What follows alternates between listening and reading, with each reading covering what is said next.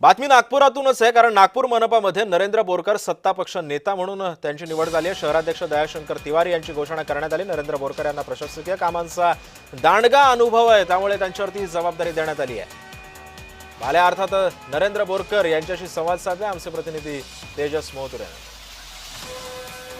भाजपने सत्तापक्ष नेत्यापदी जे आहे नागपूरचे बाला बोरकर यांची निवड करण्यात आलेली आहे। बाला बोरकर संघ अनेक वर्ष आपण नगरसेवक होता, अनेक वर्ष आपण महानगरपालिका जे आहे ते नेतृत्व केलं। कसं वाटत आहे सत्तापक्ष नेता, कारण की मोठी जिम्मेदारी पक्षाने तुमच्या दिली आहे? माननीय गडकरी साहेब, माननीय फडणवीस साहेब, माननीय बावनकुळे साहेब, माननीय दयाशंकर तिवारी, माननीय कृष्णाभाऊ खोपडे, माननीय प्रवीणजी दटके, माननीय मोहन मते यांनी सगळ्यांनी यांनी मोठी जबाबदारी माझ्यावर टाकलेली आहे।